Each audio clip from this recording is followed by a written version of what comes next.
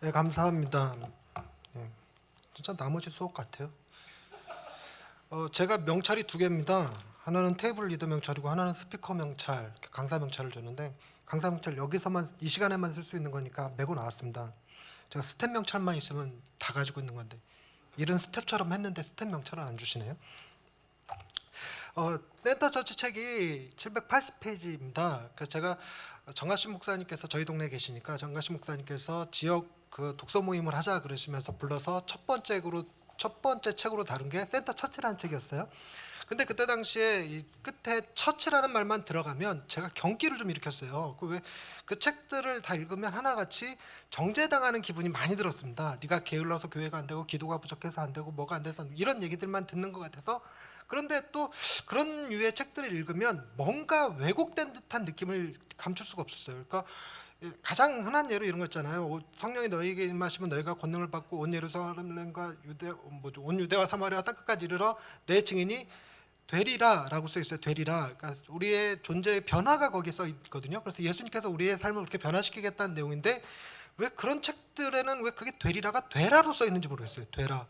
그리고 노예에서 하는 무슨 부흥 세미나도 현수막이고 이게 팜플렛이고 전부 다 되라로 바꿔놓았어요. 그러면 왜 주님이 우리를 바꾸신다는 기대가 아니라 우리가 열심을 내서 우리의 삶이 바뀌어야 된다라는 느낌으로 오잖아요. 이제 그런 것들이 그러니까 한 글자 빠졌을 뿐인데 정확한 의미는 저도 잘 모르면서 그런 게 짜증이 났어요. 그러니까 계속 정죄받는 기분도 싫었고 그래갖고 제가 정가시 목사님이 그때 저희 교회를 좀 돕고 계셨어요. 그래서 저 이런 책 싫어합니다. 안 가겠습니다. 이렇게 말할 수가 없어서 그때 제가 감정적으로 굉장히 안 좋을 때여서 그러니까 노예에서 부흥 세미나 이런 거 할 때 이렇게 머리수 채우는 사람으로 동원되는 그런 거 할 때 화가 좀 났어요. 화가 좀 나서 우리 교회는 저는 맨땅 헤딩한 거지만 똑같은 예수양남교회 들어와 갖고는 번듯하게 사역자들 8명 데리고 들어오고 교인 수 50가정이 시작하고 뭐 이러는 교회랑 어떻게 비교 가치가 되겠습니까 이게. 그런데 얼마나 또 자랑하고 싶으면 이런 책을 가지고 또 나눔하자고 그럴까 이런 생각도 들고 뭐 그래서 제가 안 갈 수는 없고 그때 심정에 가서 깽판 놓자 이런 마음으로 그 책을 단체 구입하기 전에 제가 먼저 사서 다 읽고 거기에 오류들 잘못된 것들을 하나가 다 해서 첫날 첫 시간 깽판 놓고 나와야지 이 생각이었어요. 그래갖고 그 책을 센터 처치 책을 사서 딱 읽는데 이게 부흥에 관한 책이 아니더라고요. 복음에 관한 책이었어요. 복음에 관한 책이었고 그 책이 저를 굉장히 감동시켰고 설득시켰어요. 너무 좋아서 첫 모임에 가기 전에 3번 읽고 갔어요. 그 두꺼운 책을. 그 두꺼운 책을 3번 읽고 가서 같이 또 읽고 그리고 그 책을 요약한 것들을 이제 인터넷에서 막 찾았는데 몇 가지 버전들이 좀 있습니다. 그런데 하나같이 뭔가 좀 제 성향이 안 맞았어요. 저는 이제 통합 측이에요. 그러니까 신대원 준비할 때 통합 측 사람들 신대원 준비하는 거 느낌 아시죠? 뭐 다 이렇게 줄여갖고 쓰고 이렇게 정리의 달인들 같은 느낌 뭐 이런 거 또 그런 식의 정리가 좀 저한테 필요해서 제가 직접 정리를 해서 이제 올렸어요. 그래서 저는 그게 더 보기 편해서 그래서 그걸 가지고 이제 몇 번 이렇게 센터 처치 강의를 좀 부탁받아서 이제 하기도 하고 그리고 이제 제 유튜브에 올라가 있는 거는 대단한 강의라서 유료가 아니라 그 강의를 신청하신 분들이 돈을 내고 그 강의를 들으셨어요. 그래서 그분들한테 설득해서 부탁을 드려서 첫 번째 강의만 무료로 풀고 두 번째, 세 번째, 네 번째 강의는 그럼 묶어두겠습니다. 공개 안 하겠습니다. 이렇게 동의를 받아서 묶어놓은 거예요. 뭐 대단한 거라서가 아니고 돈 주시면 당연히 풀어드리죠. 근데 돈 받고 제가 풀어드리면 욕 먹을 것 같기도 하고 저는 좋은데 뭐 욕 먹어도 돈 주면 좋지 뭐. 근데 이제 정정하게 부탁해 주시면 비밀만 지켜주시면 제가 풀어드렸다면 그분이 어떻게 알겠어요, 그죠?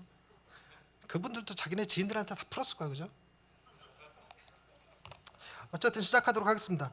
여러분 우리가 살아가는 삶에 대한 이해가 먼저 필요해요. 틴켈러 책 읽다 보면요. 이게 뭔 말인지 이해가 안 될 때가 정말 많거든요.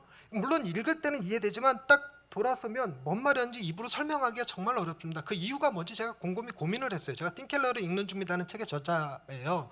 그러니까 그 책을 쓸 때 두란노에서 기획회의를 하면서 처음에 얘기 나왔던 게 왜 팀 켈러 책이 왜 이렇게 어려운가, 거기에 대해서 한번 써보자, 이런 얘기가 나왔어요. 그때 고민 많이 했는데 제가 얻은 결론은 이런 거였습니다. 팀 켈러 책은요 거의 대부분이 변증 위주로 되어 있습니다. 변증. 근데 우리나라 사람들은 신학 서적이라는 것, 신앙 도서라고 하는 건 변증 위주가 아니라 간증 위주로 되어 있습니다. 그러니까 믿음을 강조하고 무조건 믿어라 뭐 하는 형태의 글이죠. 그런데 그런 글에 익숙한, 간증에 익숙한 우리가 변증의 토대를 둔 글을 읽으려니까 쉽지 않았던 겁니다.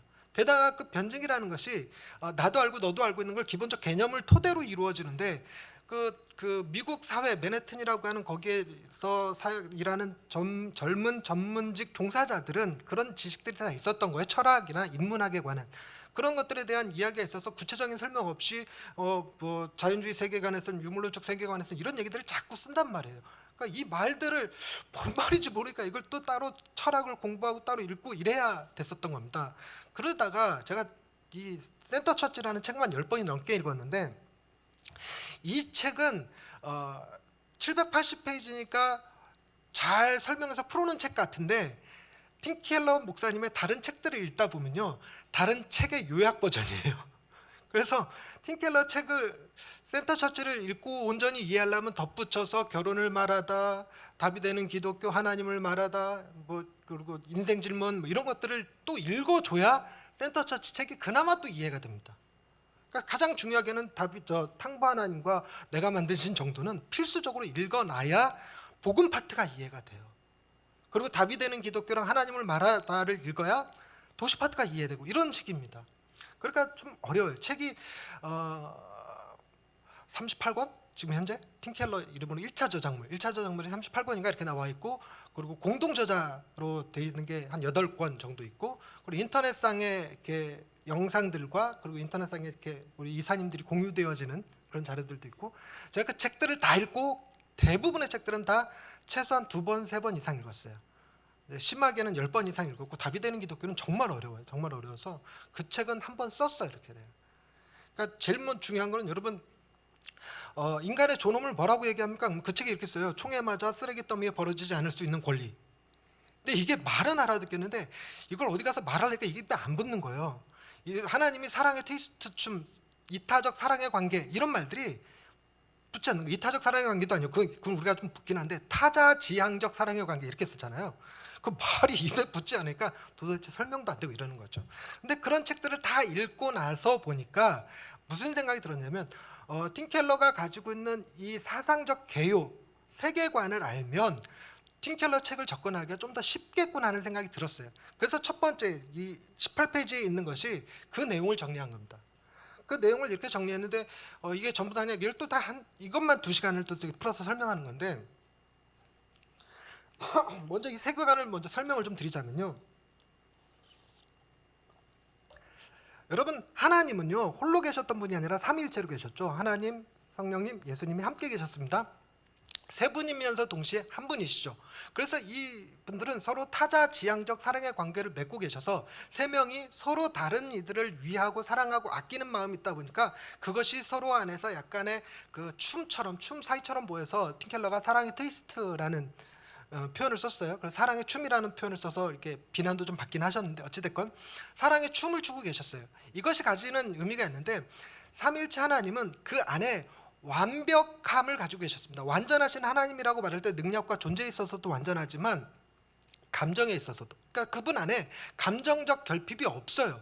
결핍이 없는 상태에서 사랑과 기쁨과 만족을 충만히 누리고 있었습니다. 이 워딩, 사랑과 기쁨과 만족을 충만히 누리고 계신 분이 삼위일체. 근데 이 워딩이 왜 중요하냐면 우상 숭배란 무슨 뜻이냐? 하나님만이 주실 수 있는 사랑과 기쁨과 만족을 하나님 아닌 다른 것에서 얻으려는 행위, 이렇게 정의를 내려요. 그래서 사랑과 기쁨과 만족이 충만한 상태, 이걸 아예 머릿속에 딱 집어넣으시는 게 좋습니다. 그리고 이게 계속 적용이 돼요. 모든 분야에서. 그러니까 사랑의 춤을 추고 계시며 그래서 사랑과 기쁨과 만족이 충만한 상태에서 사람을 창조했다면 어떤 결핍을 채우기 위한 창조가 아니잖아요. 게다가 다른 종교에서 얘기하는 것처럼 신들 간의 전투, 불화, 다툼에 의한 결과도 아닐 거라는 거죠. 그러니까 하나님의 창조는 인간에게 무엇을 얻고자 하는 것이 아니라 하나님이 자신들만의 누리는 사랑과 기쁨과 만족을 넘쳐 흘려서 보낼 대상으로 얘기한다는 겁니다. 이게 우리 사회 속에서도 보여주는 게 뭐냐면 남자와 여자가 너무너무 사랑했어요. 그 사랑에서 사랑을 이렇게 나눠줄 수 있는 누군가를 원해서 자식을 낳는다는 겁니다. 그래서 자녀에게 부부의 사랑이 그쪽으로 흘려보내주는 거죠.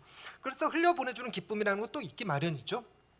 그러니까 하나님이 인간을 당신의 형상대로 지으시고 그리고 당신이 누리시던 그 안에서 누리시던 사랑과 기쁨과 만족을 그 사람에게 아담과 하와에게 베풀어 주셨습니다. 근데 이게 무엇을 의미하냐면 하나님은 완전히 독립적이신 거예요. 완전히 독립적이시죠. 그런데 인간은 철저하게 의존적인 겁니다. 인간이 만족을 누리기 위해서는 어디서 만족을 누리게 창조되었냐면 하나님께서 오는 사랑과 기쁨과 만족을 통해서만 참된 만족을 경험할 수 있게 돼 있었던 것이죠. 그랬는데 타락이라고 하는 것이 왜 들어왔냐면 이 틴켈러 책은 그 전제주의 변증을 토대로 하고 있습니다. 변증법이 증거주의 변증법과 전제주의 변증법이 있습니다. 여러분 그 월드컵 때 저희 나라가 이제 8강으로 끝났죠. 4강이었나요? 이거를 확인하는 방법은 그 기사를 보여주면 된다. 이걸 증거주의 변증이라고 그래요. 그런데 전제주의 변증은 4강이냐 8강이냐를 놓고 우리나라 대표팀의 실력이 상향에 갈 실력이냐, 만약에 그 4강에 올라갔다는 기록이 싹 없어진 상태에서 논의가 이루어진다면 전제주의 변증법에 의하면 그죠? 도저히 4강 못 갑니다.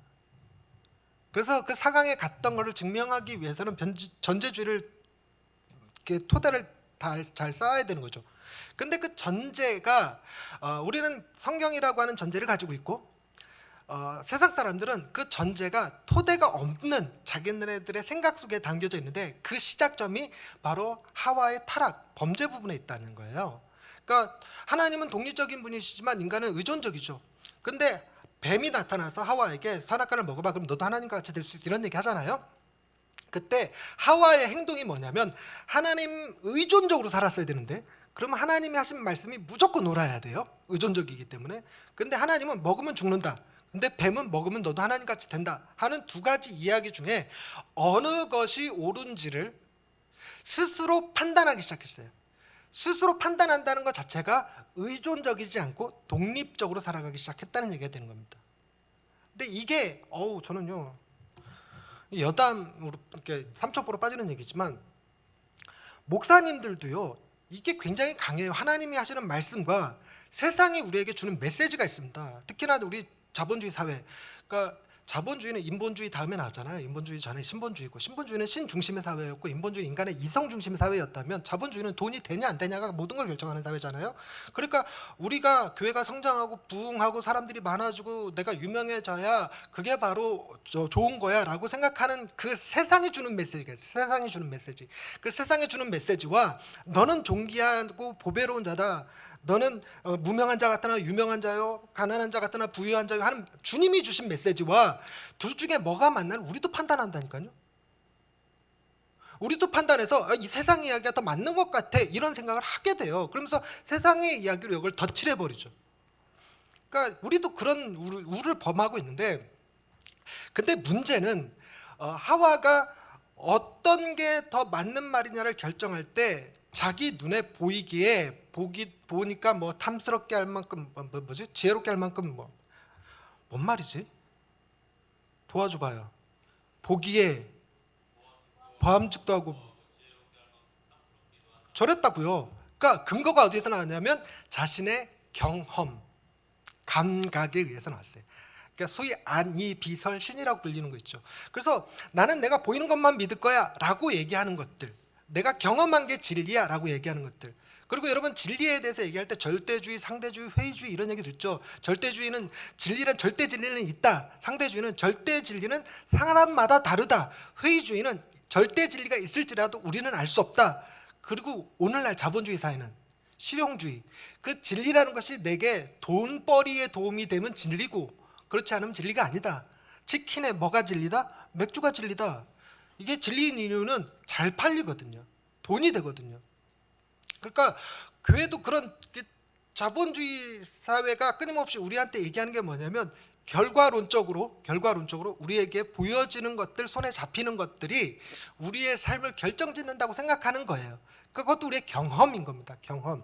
그러니 경험에 근거해서 사람이 지식을 쌓는데 안이비설신, 보이고 듣고 말하는 걸로 그걸로 지식을 쌓다 보니까 토대가 서로 다 달라.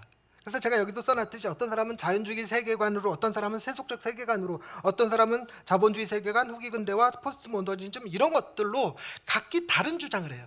각기 다른 주장하면서 이들이 하나로 연합할 수 있었던 거는 뭐냐면 이들의 공통된 주장은 신이 없다라는 거죠. 그래서 신이 있다라고, 그것도 사랑의 신이 계시다라고 하는 이 기독교의 반대에 대해서 공통적으로 다 뭉친 거지 자기네들끼리도 치고받고 싸우는 문제라고요. 근데 그 사람들이 가지고 있는 그 기본 전제, 그 전제가 왜 생겨났는가, 그걸 파고 들어가면 그 사람들은 이렇게 정확한 토대가 없어요. 토대가 없어서 그 의미를 파악해내기가 쉽지 않습니다. 그래서 그걸 건드리는 게 전제주의 변증법이라고 그래요. 그러니까 과학이 맞냐, 기독교가 맞냐라고 얘기할 때 물은 0도씨에서 얼고 100도씨에서 끓는다 이런 주장을 할 것 같으면 과학이 맞겠죠. 그런데 인간이 살아가는 데 있어서 물론 물리학은 굉장히 필요합니다. 인력학 법칙들도 다 필요하고 이게 다 필요하죠. 그렇긴 하지만 진짜 삶을 사람이 말을 좀 잘할 수 있으면 참 좋겠다. 사람이 인간다운 삶을 살기 위해서 필요한 것은 삶의 의미, 만족, 자유, 도덕 이런 것들이라는 거죠. 근데 삶의 의미와 만족과 자유와 도덕과 인권과 이런 것들이, 정체성 이런 것들이 과학에서 어떻게 밝혀지냐고. 과학에서 인간의 정체성을 얘기하면 인간은 분자로 구성되었고 원자로 구성되었고 그 안에 깊이 들어가면 양자역학이 있으면 이런 얘기할 거니, 그게 사람이 아니잖아요. 그러니까 그런 얘기는 삶을 구성하고 삶을 돌아가게 만드는, 그래서 이 세상이 움직이는 운영 원리에 대해서 가장 납득할 만한 이해를 줄 수 있는 것은 오직 성경적 세계관밖에 없다, 과학적 세계관은 없다, 이게 전제를 건드리는 거예요. 전제. 전제주의 변증법이 바로 그 하와의 범죄에서부터 출발되어진 겁니다. 하와가 자신의 판단이 어디서 왔냐면 자기가 보고 듣고 느끼고 만지고 경험하는 것에서 왔다는 거죠. 그로 인해서 인간은 독립적이 됐어요. 이게 굉장히 중요한 개념입니다. 독립적이 되면서 하나님께로부터 누릴 수 있는 사랑과 기쁨과 만족을 하나님 아닌 다른 것에서 채워야 하는 상태가 된 거예요. 그 우상숭배란 하나님만이 주실 수 있는 사랑과 기쁨과 만족을 하나님 아닌 다른 것에서 얻으려고 하는 행위입니다. 얻으려고 하는 행위를 하다 보니까 무슨 문제가 생기냐면 그 어떤 것도, 세상에 있는 그 어떤 것도 하나님만큼 우리를 만족시키지는 않습니다. 그러니까 우리 교회가 부흥하면 만족할 수 있을 것 같아. 그러나 정작 부흥해도 만족 못한다고요. 왜 정체됐냐 이러고 교회를 리모델링 해야 된다 그러고 현대화 해야 된다 그러고 계속 인간은 불만족 상태로 가죠. 저도요, 제가 책을 3권 냈어요. 간접적으로 은근히 자랑하는 겁니다. 근데 책을 처음 했을 때는 책 1권만 나와도 참 좋겠다, 만족할 수 있을 줄 알았어요. 근데 3권이 내도 지금 만족 못해요. 왜냐하면 여러분, 제가 책 3권 냈다니까 뭔 책을 냈지 이런 생각 들잖아. 아무도 몰라 책을 썼는데. 그러니까 이 만족이 그런 데서 오질 않습니다. 원래는 우리는 그런 쪽에서 만족할 수 있는 사람이 아니에요. 로또로 당첨을 한 2-3번 돼갖고 내가 쌓인 돈이 어마어마해도 그것이 결코 인간의 만족을 주지 않습니다. 옛날처럼 창고 지어갖고 창고에 더 이상 쟁여놓을 데가 없어 라고 하면 문제가 달라지지만, 통장이잖아. 동그라미 하나만 더 붙이면 되는데 밑도 끝도 없어요. 이게 몇 조, 몇십 조 뭐 이렇게 쭉쭉 늘어날 수 있는 거니까 채워지지를 않습니다. 아예. 이런 결핍들이 생겨요. 이런 결핍들이요, 오늘 정갑신 목사님도 말씀하셨지만 목회하는데도 고스란히 드러납니다. 우리가 하나님만이 주실 수 있는 사랑과 기쁨과 만족을 충분히 받아서 그것이 내게서 넘쳐 흘려보낼 대상으로 가족에게 흘려보내고 교인들에게 흘려보내는 방식의 목회를 해야 되는데, 우리는 결핍된 상태로 가정에서 아내가 조금만 더 이렇게 해주면 만족할 수 있을 것 같고, 교인들이 조금만 변화되거나 헌금을 11조를 정확하게만 해줘도, 혹은 전도만 조금만 해줘도 만족할 수 있을 것 같아 라는 생각으로 결핍되어 있어요. 결핍되어 있어. 이게 결핍돼 있다 보니까 끊임없이 안 채워져요. 안 채워져. 그리고 우리는 그것이 채워져야지만 비로소 삶의 의미가 있다고 느껴요. 그래서 나는 여기 계신 분들 이제 교회 개척에 관심들이 있을 때 교회가 개척돼야지만 내 삶의 의미가 있어. 내가 목사로 부름받았고 개척자로 부름받았는데 교회를 개척하지 못하면 내 삶은 아무 의미가 없어. 그럼 교회 개척이 우상숭배예요, 그냥. 그리고 이것 자체가 여러분 아까 말씀드렸지만 세상의 소리와 하나님의 소리 가운데 뭘 선택한 거냐면 세상의 소리예요. 세상의 소리. 지금은 세속적 자본주의, 그러니까 세속주의가 우리에게 뭘 얘기하냐면 인간의 존엄, 틴켈러 책에 나오는 표현. 이 시대는 우리에게 너의 존엄을 증명해봐 이렇게 얘기한다고요. 우리의 존엄은 부여받은 것이지 내가 증명해야 될 게 아닙니다. 그런데 이 증명해야 된다는 이 부담감이 굉장히 커요. 그래서 설교를 잘해야 되고 강의도 잘해야 되고 교회도 부흥해야 되고 내가 교회를 개척한다고 말했더니 실제로 개척된 열매가 있어야 된다고 생각하는 것, 그래야지만 내 삶이 의미가 있다고 느끼게 만드는 게 세상의 소리예요. 세상의 소리. 이런 거에 계속 시달려요. 그러다 보니까 인간이 자기 중심성이 생겨요. 자기 중심성. 이게 죄입니다. 틴켈러가 죄를 직접 표현하지 않고 신이라고 직접 표현하지 않고 자꾸만 우상숭배로 표현하고 자기 중심성으로 표현해요. 틴켈러 책 보면 자기 중심성 계속 나오는데요. 여러분 자기 중심성이라고 하는 것은요, 탕부 하나님이라는 책에서 나오는 큰아들 이야기. 큰아들이요, 내가 아버지의 명을 받들어 어김이 없었거늘 그걸 딱 집으면서 뭐라고 했냐면 그 워딩 그대로가 이 빌어먹을 선한 행위 때문에, 이런 표현을 써요. 선한 행위에도 불구하고가 아니라 이 빌어먹을 선한 행위 때문에 인간이 하나님으로부터 멀어진다는 거예요. 근데 내용이 뭐냐면 왜 아버지의 명을 받들어 어김이 없었느냐는 거죠. 왜냐하면 아버지의 재산을 탐내서 아버지로부터 그 재산을 물려받기 위해서였다는 자기 욕심이죠. 자기 욕심뿐만 아니라 여러분 우리 생각 이런 생각해요. 내가 하나님을 위하여 열심히 일하면 하늘에서 내게 상급이 크겠지라고 말하는 게 완전히 큰아들 버전이거든요. 근데 우리 안에는 뭐도 있냐면 내가 열심히 일해서 충성스러운 종이라는 소리를 들어야지, 이것도 똑같은 거예요. 그러니까 재물에서 인정으로 바뀌었을 뿐입니다. 근데 그런 걸 이해를 못해요. 이게 자기 중심적이라는 겁니다. 그래서 틴켈러가 아주 노골적으로 표현한 말이 그런 겁니다. 이게 사람이 교회를 왜 다니냐, 예수를 왜 믿냐, 천국 가고 싶어서. 이거 어디에서 기인한 거냐면 자기 욕심에서 기인한 거예요. 지옥 가기가 싫어서 무서워서, 이거 자기 연민에서 비롯된 거예요. 그러니까 신앙생활을 하고 있고 교회를 다니고 있으나 여전히 뭐 하고 있냐면 죄 가운데 있는 거예요. 죄 짓고 있는 거예요. 예배 드리고 있는데 죄를 짓고 있는 거예요. 여러분 저는 어떻습니까? 이런 강의를 하면 오늘 제 기대보다 여러분 많이 와주셨어요. 그런데 썰렁한 데서 어떻게 강의를 할까 싶었는데 그래도 저를 저에 대해서 뭐 대충 속아서 오신 분들도 계실 거고 어쨌든 뭐 이렇게 들어주셔서 감사한데, 여기에 몇 명 이상 없으면 나는 하나만한 강사야라는 생각이 우상숭배라는 거예요. 우상숭배. 그러면 결과적으로 그럼 전 강의 잘하고 싶어요. 강의 잘해서 여러분들이 전 목사님 강의 좋더라 이렇게 소문을 내주셔서 다음번에 들어오시는 분들도 이거는 필수적으로 들어야 되는 거라서가 아니라 강의가 너무 좋아서 들어야 되겠다라는 소문이 났으면 좋겠어요. 이게 그러니까 뭐죠? 자기 욕심이죠. 내 욕심. 그러니까 이런 것들이요 없어지지를 않습니다. 없어지질 않아요. 그래서 틴켈러가 내가 만든 신에서 뭐라고 얘기하냐면 인간의 우상은, 자기 중심성은 결코 사라지지 않습니다. 그래서 틴켈러가 복음 사역조차도 우상 숭배라고 센터 처치에 이렇게 명시적으로 써놨어요. 복음 사역조차도 우상 숭배 이렇게 딱. 그러니까 여러분 우리가 하나님을 믿는 것은 죄입니까 아닙니까? 죄예요. 하나님을 믿는 이유가 하나님께 인정받고 싶어서건 하나님께 칭찬받고 싶어서건 아니면 천국 가고 싶어서건 다른 사람들한테 도덕적 종교적 인물로 비춰지기 위해서건 어떤 의미에서건 무조건 다 자기 중심성에서 나온다는 거예요. 그리고 실제로 마음과 목숨과 뜻과 힘을 다해 사랑하지 못하잖아요. 우리는 우리의 마음이 분열돼 있어요. 그래서 하나님이 아닌 다른 것도 우리의 마음을 차지하고 있습니다. 저 같은 경우는 제 아이들, 제 딸이 아픈데 장애를 갖고 있는 제 딸아이가 한 부분을 차지하고 있습니다. 그러면 어떤 일이 벌어지냐면 하나님은 내 딸아이를 고치실 수도 있고 지키실 수도 있고 보호하실 수 있는 분이잖아요. 그러니까 제가 하나님을 100% 사랑하는 것이 아니라 하나님을 내 딸아이를 지키시는 자로 요구하게 돼요.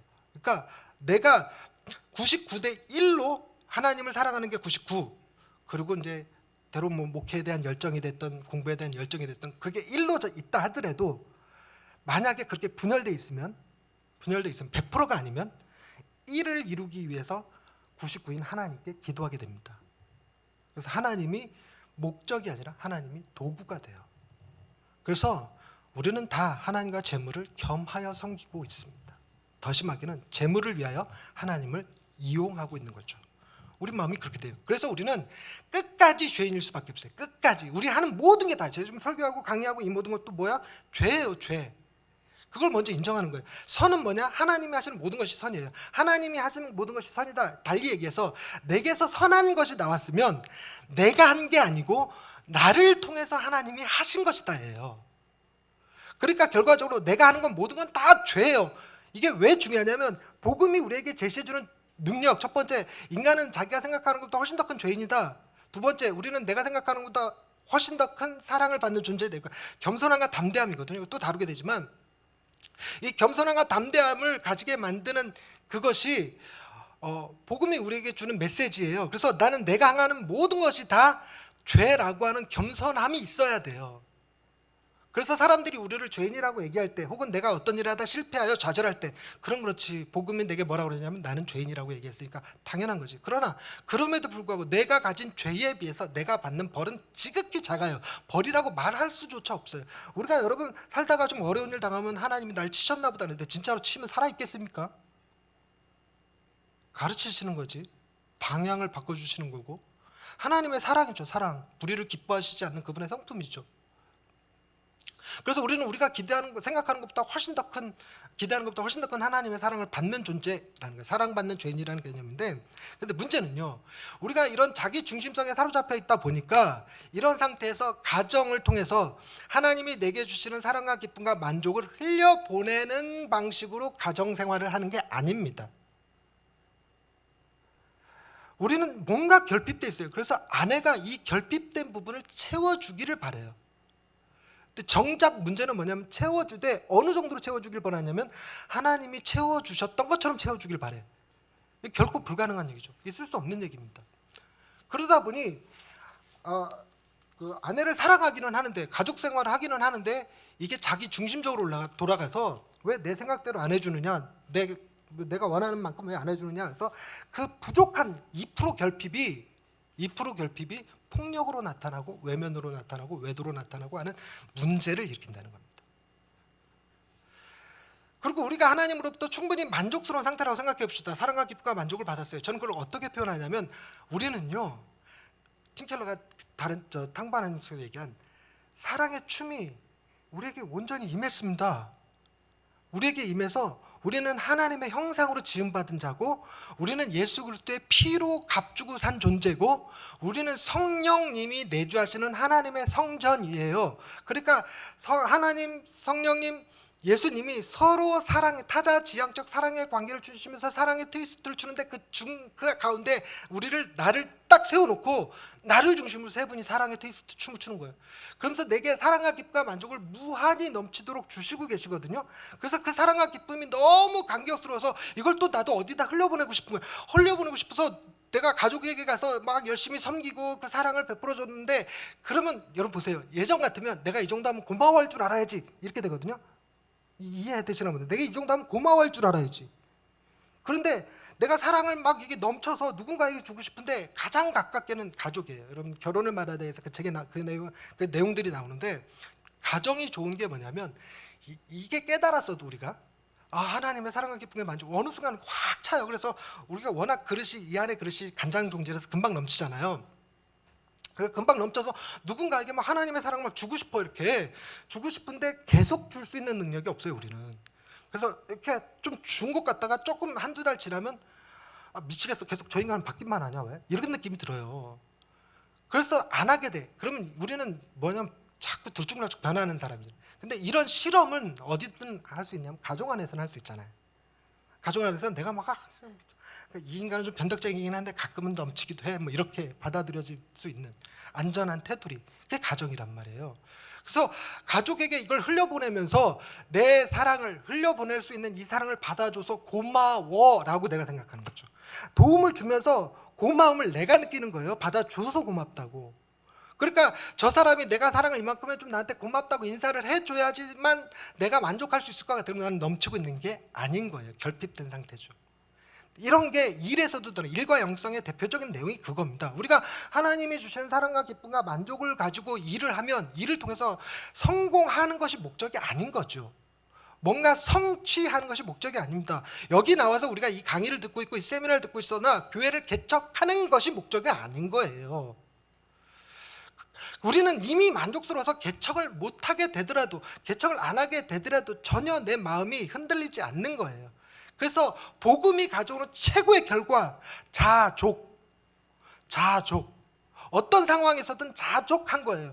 돈이 있어서 기쁜 것이 아니라 돈이 없어서 슬픈 것이 아니라 그런 거로부터 아무 상관없이 세상이 이해할 수도 없고 세상이 뺏어갈 수도 없는 그 하나님이 넘치는 사랑과 기쁨과 만족을 주시는 그거로 인해서 내 안이 기쁜데 이걸 뭘로 바꾸겠냐는 거지. 근데 우리가 그게 없다 보니까 자꾸만 일 중독에 빠지고 성과주의에 빠지고 애들한테 험한 소리 하게 되고 아내한테 싫은 소리 자꾸 하게 되고 교인들한테 똑바로 살라고 그러고 이런 것들이 나오는 거예요. 그러니 복음을 전하고 있지만, 복음을 알고는 있지만 복음 체질이 되지 못해서 언어와 눈빛과 행동에서 복음이 나타나지를 않는 겁니다. 그래서 복음이, 내가 팀켈러 책을 읽으면서 이게 기가 막히다라고 얘기가 뭐냐면, 팀켈러 서론에서 그 얘기하죠. 팀켈러 그 센터처치 서론에서 복음적 관점이란 말을 쓰지 않아요. 저 그동안은 복음적 관점이었어요. 예수님이라면 어떻게 했을까라는 생각해보는 거죠. 필터링을 한번 거쳐보는 겁니다. 거쳐보는 거. 근데 팀켈러는 이 거쳐보는 걸로는 인간이 변하지 않습니다. 어떻게 해야 되냐면 복음이 DNA가 되어야 돼요. 그래서 우리가 무엇을 생각하든 어떤 행동을 하든 어떤 말을 하든 다 어디서부터 출발이 되어지냐면 복음에서부터 자연스럽게 출발이 되어져야 돼요. 이거를 이제 팀켈러의 제자 중에 한 분이 복음의 유창함인가 그 책을 썼어요. 거기서 그런 얘기를 해요. 그분이 스페인어를 공부를 하는데 아무리 공부를 해도 일단 영어로 생각하고 스페인어로 바꿔서 통역해서 말을 하게 된다는 거죠. 그래서 안 되겠다, 유창해지려면 스페인에 가서 살아야 되겠다. 그리고 스페인에 가서 한 2년을 사셨더니 이제 꿈에서도 스페인어로 얘기를 해요. 그래서 영어를 얘기하려면 스페인어로 먼저 생각하고 번역해서 영어를 해야 될 정도가 되셨어요. 그게 유창함이라는 거예요. 유창함. 그러니까 우리가 어떤 상황이든 어떤 환경에서든 복음이라면 어떻게 했을까? 이건 복음적 관점이고, 그냥 내가 행동하는 것 자체가 바로 복음이 돼야 돼요. 그게 바로 복음 DNA라는 겁니다. 그래서 팀켈러가 복음 DNA를 가져야 된다. 그걸 다른 말로 상황화된 신학적 비전이라고도 얘기를 하고요. 여기 GCM 세미나에 CTCK 들어와서 활동하다 보니까 복음 스피릿이 있어야 돼, 뭐 이런 표현 써요. 다 그런 얘기들이죠. 그런데 정작 여러분, 이 모든 문제를 해결할 수 있는 키워드가 어디에 있냐면, 우리가 하나님으로부터 사랑과 기쁨과 만족을 누릴 수 있는 자가 되면 되잖아. 그러면 더 이상 세상 가운데서 나의 만족과 의미와 사랑을 찾지 않고 내가 오히려 그들을 온전히 섬기는, 그들을 하나님의 나라를 세워나가는 일에 하나님과 동역할 수 있는 사람으로 할 수 있게 되잖아요. 그런데 우리는 하나님 앞에 나아가기에 이미 죄가 너무 많아요. 하나님께 나아가려고 하는 생각 자체가 어디서 출발한 거야? 자기 연민이거나 자기 욕심이거나 해서 출발하는 죄. 그러니 해결이 안 돼요. 해결이. 왜 기도 열심히 해야 됩니까? 그럼 교회가 부흥할 것 같잖아. 왜 기도 열심히 해야 됩니까? 그럼 내가 복음적인 사람처럼 비춰질 수 있잖아. 이런 것 때문에 안 변합니다, 절대적으로. 그래서 필요한 게 뭐냐면, 우리를 그런 우상 숭배 자리에서 건져내 주실 분이 필요한 거예요. 하나님과 깨어진 관계를 해결해 주실 분이 필요한 거죠. 하나님의 그 공의를 온전히 이뤄내실 수 있는 분이 필요한 것이고, 하나님의 사랑을 우리에게 온전히 전해주실 수 있는 분이 필요한 거죠. 잃어버린 양 한 마리를 찾아갔던 목자의 심정을 가진 사람, 이런 드라크마 하나를 찾기까지 온 집안을 쓸고 다녔던 그 여인처럼 아버지의 상한 마음을 알고 아들을, 동생을 찾아서 나올 우리에게 진정한 형이 필요하다. 그게 탕바 하나님의 결론이에요. 진정한 형이 필요하다. 율법주의는 그 동생을 비난만 하지 아버지의 마음을 품고 가서 동생을 데려오지 않습니다. 근데 그 진정한 형이 우리에게 오셨어요. 여러분, 일은 양이잖아요. 양을 탓하고 있는 게 아니라 목자를 탓하고 있죠. 목자가 잃어버린 거잖아요. 일은 드라크마입니다. 이건 드라크마는 더더군다나 지가 도망간 게 아니었을 테니까 그럴 텐데, 그 다음 탕자는 제목이, 비유가 뭔지 알아요? 일은 아들의 비유예요. 일은 아들의 비유. 우리가 도망갔는데 아버지가 자기 잘못이라고 그러고 있다는 거지. 그 정도로 우리를 끌어안아 주시면 우리가 그러니 그 사랑에 내가 감동해서 그 사랑을 갚아야 되겠구나, 이게 아닙니다. 여러분, 은혜를 얘기할 때도 그게 너무 큰 걸림돌이에요. 틴켈러의 책에 이제 은혜란 말들이 자꾸 등장하거든요. 그럼 우리는 은혜가, 여기서 나오는 은혜는 갚을 수 없는 은혜, 거절할 수 없는 은혜, 저항할 수 없는 은혜, 무조건적인 은혜예요. 근데 우리는 설교할 때 자꾸만 조건을 갖다 붙여요. 은혜 받을 만한 짓을 해야 은혜를 받지. 은혜를 받고 감사를 모르면 짐승이지. 이래가면서 뭔가 갚을 수 있을 것 같고 얘기하고, 네가 하나님의 인격적인 하나님이시야, 네가 안 받으려고 하는데 억지로 주시겠냐? 이래가면서 선택할 수 있을 것처럼, 내가 거절할 수 있을 것처럼 그런 은혜가 이렇게 좀 이렇게 떨어졌어요. 그래서 갚으면 여러분 그게 빚이고 조건이 달리면 뇌물이지. 어떻게 은혜입니까? 그러니까 그 은혜가 우리한테 주어져야 되는데, 그러니 우리는 내 행위로 말미암아 구원받는 게 아니라는 사실, 내가 어떤 조건이 맞춰져서 구원받은 것도 아니고 내가 하나님의 사랑을 선택해서 구원받은 것도 아니라는 거예요. 그리고 내가 하나님의 사랑에 적당히 합당한 삶을 살고 있어서 구원받는 거라고 생각하는 건 역시 잘못된 거죠. 그래서 구원은, 복음은 정말 중요한 개념, 권면이 아니라 선포다. 선포, 소식이에요. 소식. 근데 우리는 자꾸만 이 소식이어야 될 복음을 어떻게 하면 예수를 잘 믿을 수 있을 것인가 하는 권면으로 바꿔버려요. 어떻게 하면 기도 응답을 잘 받을 것인가, 어떻게 하면 교회 개척을 잘할 것인가, 어떻게 하면 복음적으로 살아갈 수 있는 것인가, 방법론으로 다 바꿔버린다는 거예요. 우리에게 그 소식이 전해졌을 때 그 복음의 정의, 사랑의 삶을 창조하는 기쁜 소식, 사랑의 삶을 창조하는 기쁜 소식. 창조는 인간의 영역입니까? 신의 영역입니까? 신의 영역이에요. 그래서 사랑의 삶은 내가 살아나는 게 아니라 하나님이 나의 삶을 통해서 당신이 창조하시는 거지. 그래서 우리는요, 복음에 유창하면서 나오는 가장 중요한 키워드 중에 하나가 재창조가 입에 붙어야 돼. 재창조. 우리는 재창조된 존재지 잘 훈련돼서 이렇게 바뀌어진 존재가 아닙니다. 아예 처음부터 그냥 싹 다 뒤집어 엎은 거예요. 마음을 구부린 자가 아니라 마음을 녹여서 새로 빚어낸 자. 마음을 녹여서 새로 빚어내기 위해서는 우리가 무엇을 해야 된다는 말이 들어가면 안 돼요. 근데 그거를 틴켈러가 센터 처치 책에서 1장 1부분에서 첫 번째 GCM 가스펠에서 그 복음을 얘기하고, 그걸 근거로 CT 무브먼트까지 가는데, 우리가 이 사이클이요, GCM 사이클이 이게 복음부터 들어오시는 게 아니고 이번 기수에 들어오신 분은 개척부터 들어오신 거잖아요. 그러니까 복음이 빠져 있는 상태에서 개척 듣고 그 다음에 다음번 차수가 이제 운동 파트 들어요. 그러니까 여전히 복음이 일하는 것이 아니라 내 수고와 노력이 여기에 결정적인 영향을 미치게 돼요. 이런 문제들이 있단 말이에요. 그래서 틴켈러도 이 센터 처치 책을 왜 집필했냐면, 틴켈러가 맨하탄에서 교회를 개척하고 리디머 처치를 개척하고 교회가 부흥해요. 부흥하는데 그게 신기한 게, 맨하탄은요 교회 개척의 무덤이라고 불리는 곳이었어요. 그래서 다 그 맨하탄 외곽으로 빠질 때 혼자 들어가고 교회를 개척해서 부흥을 시켰는데, 나오는 멤버들이요 그 기독교에 대해서 굉장히 부정적인 감각을 가지고 있는 사람들이에요. 젊은 종사자들, 포스트 모더니즘에 그 사로잡힌 사람들, 이런 사람들이 나와서 그러니까 뭔가 비결이 있겠지 하고 많은 사람들이 가서 주보 복사해 오고 인테리어 복사해 오고 예배 순서 복사해 오고 이런 식인 거죠. 카피 컨트롤 V 이거 하고 있다는 거죠. 틴켈러가 그게 답답해서 그런 사람들한테 답을 하기 위해서 쓴 책이 센터 처치예요. 그 답의 내용이 뭐냐면 복음이다. 복음이 그 일을 했다. 복음이다. 이걸 계속 강조하는 거죠. 복음이다. 그런데 우리는 중간에 들어와갖고 복음이 빠진 개척 듣고 있고 상하왕화 듣고 있고 무브먼트 듣고 있고 이러고 있다는 거죠. 그러니까 이 개척 센터처치 프리GCM 이게 꼭 필요하다 이렇게 된 거예요. 자, 이걸 들여다 보십시다. 여러분 그리고 이 이야기 구조, 그러니까 세계관을 가만히 보시면 하나님이 세상을 창조했고 인간이 타락했으나 예수 그리스도께서 우리를 구원하시고 우리가 하나님의 나라로 이미 시작됐으나 아직 완성되지 않은 그 나라를 살아가고 있는 거죠. 이 구조를 가지고 있습니다. 근데 이 구조가 뭐와 비슷하냐면 이야기 플롯과 비슷합니다. 이야기 플롯은 발단이 있고 위기가 있고 절정이 있고 결말이 있는 게 이야기 플롯입니다. 무슨 얘기냐면 명제냐 이야기냐는 구분짓는 것이 그 안에 위기가 등장하느냐 안 하느냐로 결정이 돼요.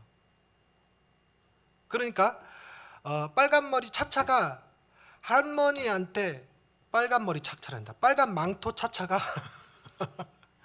빨간 망토 차차가 할머니한테 도시락을 갖다 주었습니다. 이건 명제예요. 이야기가 아닙니다. 이게 이야기가 되려면 빨간 망토 차차가 할머니에게 도시락을 가져다 주려다가 늑대를 만났어요. 이래야 된다는 거예요. 틴켈러가 쓴 표현입니다. 늑대를 만났어요. 그럼 사람들이 그 다음 어떻게 됐대? 죽었대? 살았대? 전달했대? 맛있었대? 이런 얘기가 궁금해진다는 거죠. 그래서 그 이야기가 그럼 빨간 망토 차차가 무술을 해서 무찔렀다, 뭐 숨어갖고 도망갔다 이런 게 아니라 이야기는 항상 어떻게 되냐면 키다리 아저씨가 등장해요. 서양 버전. 항상 키다리 아저씨가 등장해서 늑대를 무찌르고 빨간 망토 차차를 구해줬다. 그래서 차차가 할머니한테 가서 도시락 전달해주고 맛있게 잘 먹었다. 이렇게 이야기가 끝난다는 겁니다. 그게 고스란히 이 기독교 세계관과 똑같아요. 하나님이 우리를 창조하셨으나 인간이 범죄해서 지옥에 가게 생겼어요. 하나님 앞에 쫓겨났어요. 그럼 어떻게 하면 좋아요? 그때 키다리 아저씨가 등장하죠. 누구? 예수 그리스도. 예수 그리스도. 근데 이 개념이 우리가 어렵게 느껴지는 게 뭐냐면요. 동양식 버전은요. 키다리 아저씨가 등장하지 않습니다. 빨간 망토 차차가 시간을 딱 정지시키더니 키다리 아저씨한테 찾아갑니다. 보통 키다리 아저씨가 무술 사범으로 나오거나 되게 지혜자로 과학자로 나오거나 이런 가서 제가 할머니한테 도시락을 갖다 주려다가 늑대를 만났는데 어떻게 해야 돼요? 과학자가 이런 방법을 써봐. 방법을 가르쳐줍니다. 키다리 아저씨도 무술을 가르쳐줘. 늑대의 혈소 혈수. 네, 무술책을 워낙 안 읽다 보니까 혈소 맞아요? 급소를 가르쳐줄 때 거기를 딱 막대기로 찔러. 뭐 이런 거죠. 그러면 막 빨간 망토 차차가 열심히 훈련하고 암기하고 해서 딱 늑대를 만나서 스스로 헤쳐나가는 방식이에요. 우리나라. 그래서 우리나라는 신선 버전이라고 합니다. 산신령 버전. 해결을 해주는 자가 나타나는 것이 아니라 해결책을 제시해주는 사람이죠. 그러니까 우리는 성경을 보면서도 자꾸만 이 신선 버전으로 설교가 나가요. 그래서 어떻게 하면 구원받을 수 있는가? 어떻게 하면 하늘나라의 상급이 쌓일 것인가? 어떻게 하면 하나님 앞에 칭찬받고 인정받을 것인가? 이런 형태로 나가죠. 아니에요. 예수님이 다 하셨어요. 다 하셨어요. 퍼펙트 완벽하게 다 하셨어요. 우리는 거기에 일을 더할 필요가 전혀 없는 상태예요. 전혀 없는 상태. 그러면 제가 이렇게 얘기하면 여러분 많은 사람들이 율법 폐기주의자 아니냐는 거예요. 율법 폐기주의자. 여러분 율법주의랑 율법 폐기주의는요 일란성 쌍둥이에요. 뭐 한 못해서 나오는 이게 무슨 얘기냐면 하나님은 사랑과 공의가 같이 계신데 사랑만 붙든 게 자유주의, 율법 폐기주의, 공의만 붙든 게 율법주의. 그래서 같은 자궁에서 나온 두 일란성 쌍둥이 이렇게 표현해요. 그런데 여러분 사랑의 삶은요 우리가 살아내는 게 아니잖아요. 틴켈러가 뭐라 그러냐면 복음은 사랑의 삶을 창조하지만 사랑의 삶 자체가 복음은 아니다 이렇게 얘기합니다. 그리고 여러분 저 세더저 책 읽으면서 충격으로 당한 게 그거예요. 복음은 보여주는 게 아니라 들려주는 거예요. 복음은 말로 전달되는 거랍니다. 말로 전달되는. 근데 우리 자꾸 뭐라 하냐면 크리스찬다워야지 이렇게 얘기해요. 선한 영향력을 끼쳐야지 이렇게. 그런 사람들이요 그게 복음인 줄 알아요. 술 담배 안 하고 제사 안 드리고. 그러면서도 오늘 한국 교회가 문제가 된 게 뭐냐면 그런 식으로 한국 교회를 판단해 왔다 보니까 지금의 한국 교회는 분열됐고 세습하고 이런 문제인 거잖아요.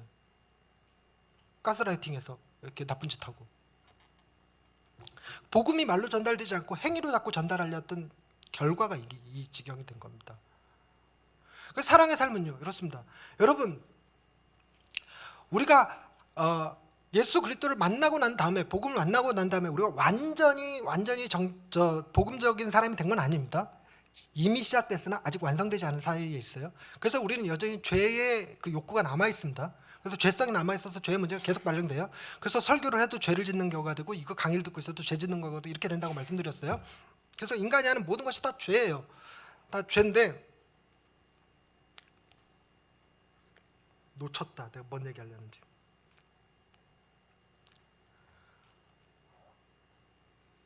뭐 하다가 거기까지 간 거예요? 도와줘봐요. 아우 아버지, 내가 뭘 설명하려고 거기를 갔지? 율법. 죄송합니다. 율법. 우리가 하는 건 다 죄예요. 그런데 여러분, 주일날 교회 가는 게 편하십니까? 교회 안 가는 게 편하십니까? 여러분, 교회 가는 게 편하지 않습니까? 저는요, 예배 드리는 게 편해요. 안 드리면 그렇게 불편합니다. 그래서 교회 가서 예배 드리는데 수고가 필요한 게 아니라 그거 제끼고 땡땡이 치는 게 수고가 필요해요. 거짓말도 해야 되고 핑계도 대야 되고 막 그렇습니다. 그래서 저는요, 율법이요, 복음을 알고 난 다음에 율법이 요구가 된 게 아니라 율법이 욕구가 된 거예요. 찬양하고 싶어지고 성경 읽고 싶어지고 거짓말하기보다 내가 비난받더라도 정직하게 말하고 싶고 내가 좀 가난해지더라도 다른 사람을 좀 도와주고 싶고 이런 게 생겨요. 욕구요. 그게 복음이 내 안에서 율법적 행위를 사랑의 삶을 창조하고 있는 거죠. 근데 그게 창조되지 않은 상태에서 하려니까 주일 지키기가 왜 이렇게 힘들어? 왜 내 주변에는 그렇게 가난한 사람들이 많어? 뭐 이렇게 되는 거예요. 그러니 그것 자체가 힘들죠. 그래서 팀켈러가 C.S. 루이스의 말을 빌려서 하나님 사랑하는 게 쉽나요? 하나님을 사랑하는 사람들에겐 참 쉽죠. 그죠? 하나님을 사랑하지 않는데 사랑하려고 애쓰니까 힘드는 거지. 그러니 여러분, 우리가 예수 그리스도 그분이 행하신 그 일의 만족, 그 일을 경험하게 되면 우리는 우상으로부터 자유로워질 수 있다고 얘기를 하는데 여기에도 중요한 키워드가 있으니 그겁니다. Jesus is useful이냐? Jesus is beautiful이냐? 우리의 설교는 대부분 여태까지 Jesus is useful이었어요. 그분은 무리를 변하여 포도주가 되게 하시는 분이고 죽은 자를 살리고 병든 자를 고치고 과거에 역사하셨던 하나님 우리도 오늘날에 동일하게 역사하십니다. 주여 우리의 물 같은 인생 포도주같이 되게 해주시고 주여 내 질병 고쳐주시고 이렇게 된다는 거예요. 뭐가 됐든지 간에 예수 그리스도의 능력이 선포되면요 인간은 자기 중심성이 확 발동해서 그 능력 내게 차용하고 싶어요. 그래서 여러분 예수님의 능력이 내게 나타나서 나도 설교 잘하는 설교자가 되고 싶고 교회가 부흥됐으면 좋겠고 뭐 이렇게 가는 거죠. 여러분 고등종교와 하등종교 나눌 때 우리가 배우잖아요. 고등종교, 하등종교 나누는 기준이 뭐냐면 신의 능력을 끌어다 쓰려고 하는 건 다 하등종교. 신의 뜻에 따라 내 삶을 순종하려고 애쓰면 그게 고등종교. 그래서 우리나라의 무당들은 다 하등종교라고 그러죠. 신의 그 귀신들의 능력을 빌어서 뭐 애기를 쫓아내고 병을 고쳐내고 이거 하잖아요. 동일하게 예수 그리스도의 능력을 선포하는 순간 그 일이 벌어져요. 그럼 뭘 해야 되냐? 예수 그리스도의 능력을 선포하는 것이 아니라 예수 그리스도의 아름다움을 선포해야 된다는 거예요.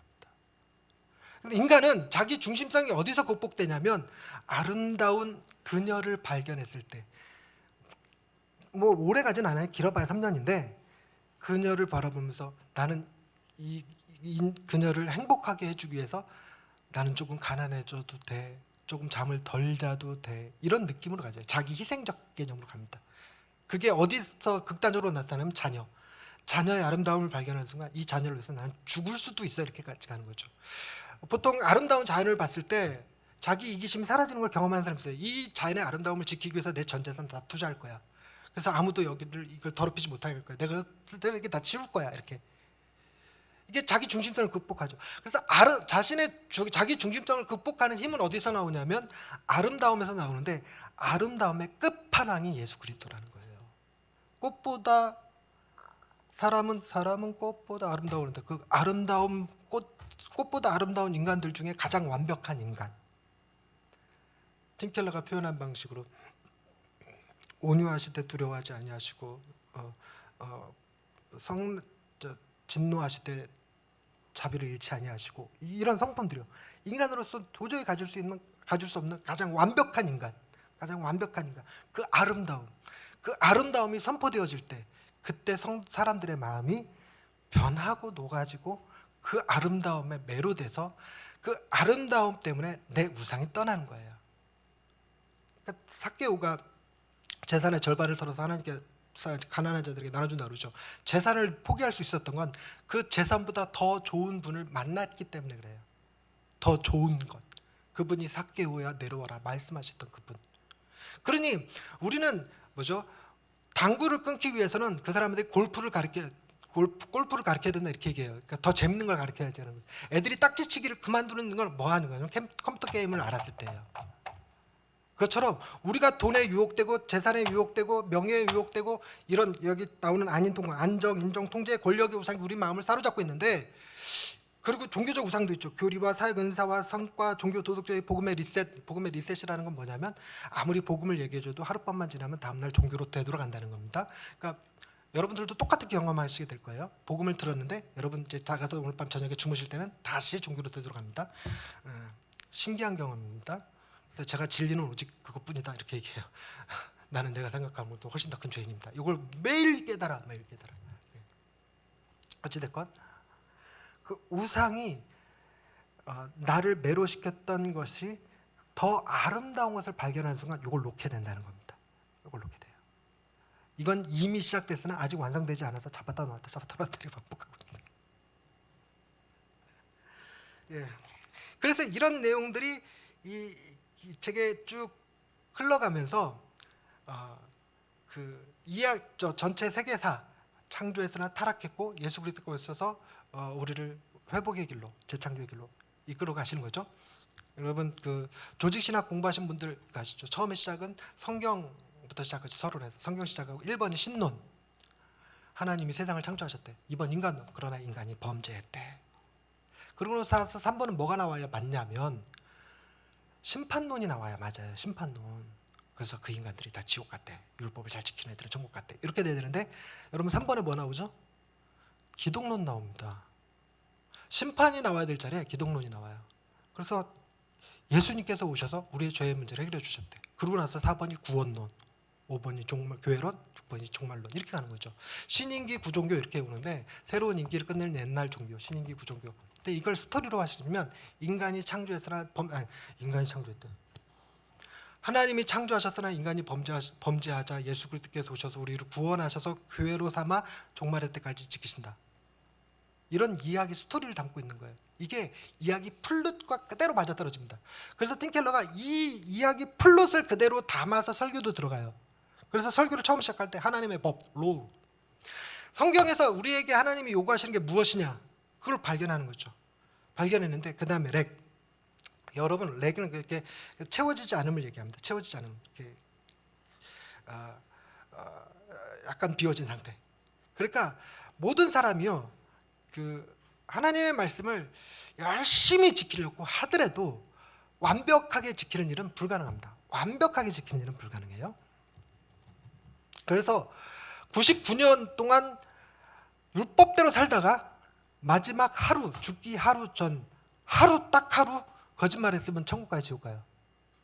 지옥 가요. 하나가 나머지를 무너뜨리는 겁니다. 하나가. 그래서 99%의 순종은 순종이 아니다는 말이 나올 정도죠. 그래서 그걸 렉이라고 그래요. 렉. 그러니까 우리가 하나님의 법을 온전히 다 지키지 못해서 문제가 생긴 거예요. 문제가. 근데 목사님들은 자꾸만 지킬 수 있는 것처럼 표현하는 거예요. 못 지킵니다. 지키려고 애를 써본 사람들은 더 잘 알아요. 안 지킨 사람들이나 지킬 수 있을 줄 아는 거지. 못 지켜요. 그래서 우리는 죽을 수밖에 없는 존재입니다. 그때 보세요. 하나님의 법이 있고 우리의 렉, 과오가 있습니다. 채우지 못함이 있습니다. 채우지 못함이 있어요. 이 채우지 못한 상태에서 우리는 심판을 받을 수밖에 없는데 이때 예수 그리스도가 등장하신 거죠. 크라이스트. 그분이 등장하셔서 우리를 구원하십니다. 보세요. 구원하시는 건데 많은 구원자로 예수님을 선포하기보다 예수님처럼이라고 하는 예수님을 구원자가 아닌 모델로 선포하는 경우. 그래서 예수님처럼 우리도 해야 된다. 이렇게 얘기하는 건 그리스도가 등장했으나 그리스도 중심적 설교가 아닌 거예요. 복음 설교가 아닌 겁니다. 계속 이런 문제를 일으켜요. 또 예수님이 모델이 아니라 예수님이 교사로 등장합니다. 랍비로 등장해서 예수님이 이렇게 말씀하셔서 저렇게 말씀하셔서 그러니 우리 이렇게 살아야 돼, 저렇게 살아야 돼라고 예수를 구원자로 선포하는 것이 아니라 예수를 우리의 교사로 선포해요. 그럼 이게 어떤 문제를 일으키냐? 여러분 뭐가 됐든 이렇게 해야 됩니다라는 말을 듣잖아요. 그럼 그걸 지키면 자기 의가 돼요. 안 지키면 자기 정죄감이 됩니다. 둘 다 하나님이 싫어하시는 거예요. 근데 우리가 자꾸 그걸 만들고 있어요. 그래서 예수 그리스도가 등장해서 우리를 구원하셔서 예수 그리스도 때문에 하나님의 심판이 사라지고 예수 그리스도 그분 때문에 우리가 구원받았다고 하나님의 자녀가 되었다고 이런 소식이 전해져야 되는데 그 길을 열어놓으셨으니까 이제 우리가 십자가 앞으로 달려가야 되고 그 앞에서 어떻게 기도해야 되고 이런 식의 얘기를 자꾸만 한다는 거예요. 그러니 우리가 마지막에 뭐가 안 되냐면 리셉션을 선포를 못해요. 리셉션. 여기서 리셉션은요, 우리 번역을 이게 그래서 갈등을 계속 일으켰던 게 적용이라고 번역이 됐어요. 우리 책에 다 적용, 리셉션이. 우리 적용은 이런 거잖아요. 첫 번째 뭐 하십시오, 두 번째 뭐 하십시오, 세 번째 뭐 하십시오, 이렇게 적용. 그러니 이 복음을 들었어도 복음을 전달하면서 이 리셉션을 리액션처럼 전달을 해버려갖고 이게 자꾸 율법으로 되돌아가요. 복음을 얘기해놓고 율법으로 되돌아가고, 복음을 얘기하고 율법으로 되돌아가고 이런 식으로. 여기서 리셉션은 뭐냐면 그 호텔 같은데 리셉션, 우리를 손님을 맞이해주는 데가 리셉션이고 세미나하고 나서 이제 그 세미나 참석한 사람들 다 같이 파티하고 즐기는 홀이 리셉션 홀이죠. 그러니까 영접이라는 게 영접. 그러니까 예수 그리스도가 너무 좋아서, 예수 그리스도가 너무 감사해서, 예수 그리스도가 너무 사랑스러워서, 예수 그리스도가 너무 아름다워서 그분을 내 마음에 영접하는 것을 리셉션이라고 한다는 거죠. 그랬을 때 적용은 그 자리에서 즉각적으로 일어나는 변화를 얘기합니다. 그 자리에서 즉각적으로 일어나는 변화. 이번 주 어떻게 사십시오가 아니라 두려움에 떨던 마음이 담대함으로 바뀌고 수치심이 감사로 바뀌고 이런 거예요. 내 삶에 대한 해석이 달라지고 삶의 의미가 그 순간에 바뀌어지고 갑자기 내 삶이 지저분하다고 생각했는데 만족이 충만하게 경험되어지는 것. 즉각적인 마음의 변화를 경험하는 것이 이 복음 설교입니다. 그런데도 자꾸 마음의 변화가 아니라 인간의 삶의 행동의 변화를 자꾸만 요구하는 거예요. 그래서 오늘 정하신 목사님 그랬죠. 우리는 사람을 변화시키는 존재가 아니라고. 우리는 복음을 전하는 자지. 복음의 능력을 모르니까 못 믿으니까 자꾸만 변화시키려고 그러더라고요. 그래서 이런 구조를 전체를 다 띄고 있어요. 그래서 여러분 상황화라는 것도 보십시다. 여러분 오늘 정민영 선교사님 그 말 하셨잖아요. 예수님이 인간의 몸을 입고 오신 게 곧 신성을 뭐한 거라고 표현해요?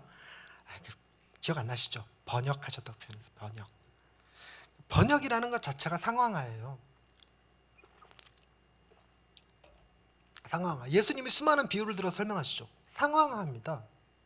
여러분 우리가 천사의 말로 교인들한테 설교하면 알아듣습니까? 뭔 말인지 모르죠. 헬라어 히브리어로 얘기하면 알아듣습니까? 못 알아듣죠. 그러니까 우리는 그들에게 말을 하기 위해서는 번역된 언어, 상황화된 언어를 써야죠. 이 시대 언어를 써야 되죠. 우리가 고대 언어 써갖고 나는 말씀이 둥기게 달라 이런 말 써갖고 알아듣겠습니까? 그죠? 그러니까 이런 걸 상황화라고 그래요. 상황화는 그래서 안 할 수가 없어요. 필수적인 겁니다. 필수적인 것. 필수적인데 문제는 너무 상황화를 시키면 복음의 능력이 사라져버려요. 그러니까 너무 상황화 시켜갖고 이게 설교야 자기 개발 강좌야 뭐 이런 느낌 드는 거. 그럼 복음의 능력은 없어요 거기에. 그런데 복음의 능력을 지키겠다고 상황화를 덜 하게 되면 복음의 능력은 지켜질지 몰라도 사람들이 뭔 말인지를 못 알아듣는 거지. 여러분 교회에서 우리가 쓰는 용어들이요 사람들이 잘 못 알아들어요.